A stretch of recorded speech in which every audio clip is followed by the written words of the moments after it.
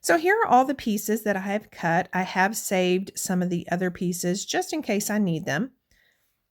And I'm going to get those off to the side. And then I'm going to show you to keep all of these tiny little letters while they're still on your mat. Use any transfer tape and use your scraper to adhere those tiny letters to that transfer tape. And then you'll just peel the transfer tape off your Cricut mat. And then you would just have to apply liquid adhesive to those tiny letters and you could use on another project. So if you're a follower of mine, you know that I like to lay everything out. So I'm going to start by adhering this French vanilla white photo well down on that mat and then lay everything out. The original key called for a portrait photo, but I'm going to switch it up and do a landscape. And then for the title, we are using our cardstock, which is dark on one side and light on the other. And so I just applied liquid adhesive to these two pieces and then adhered those down. And then I am going to also continue to just lay these out to see where they go, make sure I have everything cut, and make sure I don't need to cut anything additional. So then I do decide maybe I want to switch up the background just a little bit. So before doing that, in order to make it easy to get that one layout on various background pieces, I'm going to start adhering all these pieces down. Now I am using my tape runner, so I want to make sure that I don't press too hard as I'm adhering them down so they don't stick to that linen cardstock that is currently my base. So for the I and the U, even though they're pretty wide, you could use a tape runner. I am using liquid adhesive. That way I have a little bit of give and I can make sure they're as straight as possible. So that's done. I'm going to peel that off of that linen cardstock and then pull out the Mix-In paper collection from Close to My Heart. Now this is the current one for the March and April catalog. I will link that down below. And I am just putting that overlay on the various pieces of background and texture paper to see which one I like best. I really liked that pop of yellow, but I ended up not going with it. And this sapphire is one of my favorite patterns of the paper collection, but I ended up just not liking it for this particular project. Now this mint polka dot I was really in love with. You'll see that I contemplate that for quite a while. I do stick that off to the side in a different place because it was definitely a contender. And then this piece is also another one of my favorites in the collection, but I just really didn't want that much bright pink. So right here is the one I end up going with, and I just love that it was the original linen that I had in mind, but it does have a pattern to it. Now I do check out the back side just to make sure that I didn't love it more, and of course I didn't.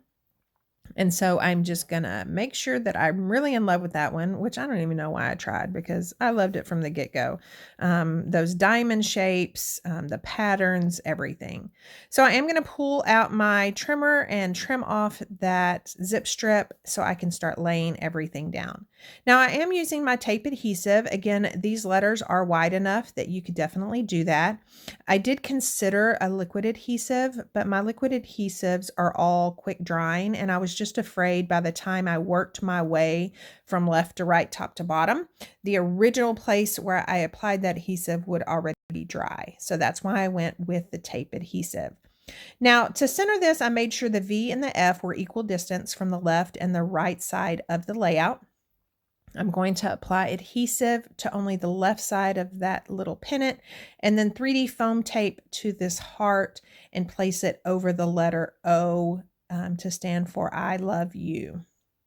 And then for the title, I am going to add 3D foam adhesive to that as well.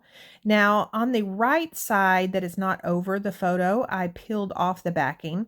On the part that is over the photo, I'm going to leave the backing on, and that way it'll be really easy for me to slide my photos in and out when I decide what photo to use.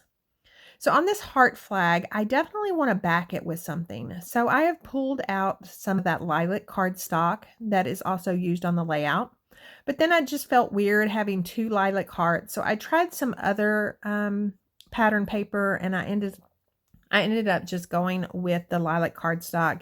I applied it with liquid glass, and then I'm going to pull out my shimmer trim to add just a little bit of extra shimmer to this layout. Now you won't be able to see it on camera or in the still photos, but just that extra shimmer just adds so much. So because the V and the F kind of stick out so much and they are equal distance, that did create quite a big gap to the right of the E, the K, and the P.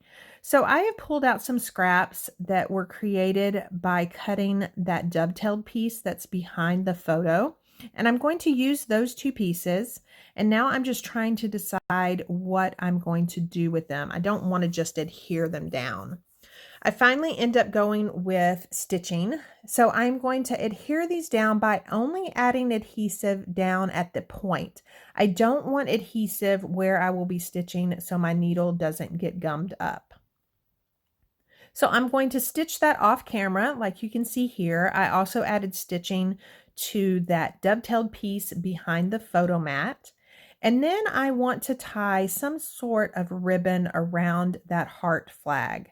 So I pulled out some sapphire embellishing thread, and I just end up playing with this a little bit too much. I really wanted to use it.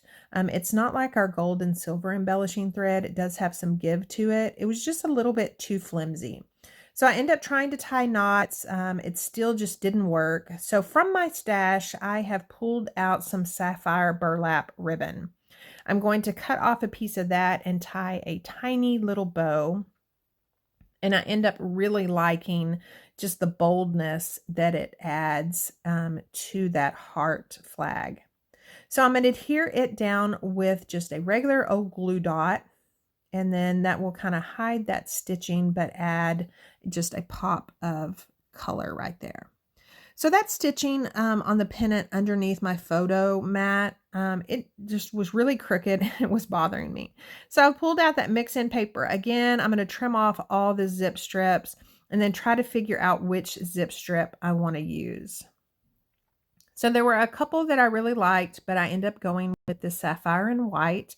It's kind of a bold stripe, and I really like it. So I'm just going to cut that with my scissors and then apply tape adhesive and just adhere that down and hide that crooked stitching. And then now no one knows, well, except you guys. So I have pulled out several photos. Again, this title says "This is the Life." So I definitely wanted to use some travel photos of me and my husband. So I've pulled those out, but I can't decide which one to use. So I need your help. So if you will comment and let me know whether you like A or B in the comments below, I can add these to, or I can add this photo to my layout and add my journaling. So there is a look at the layout. Thank you so much for stopping by. I will link my design space down below, as well as my Cricut affiliate link. Thank you so much for stopping by and watching. Please consider subscribing and signing up for notifications so you'll be alerted the next time I post one of these crafty videos. And don't forget to watch the rest of the videos in this Everyday Moments video series.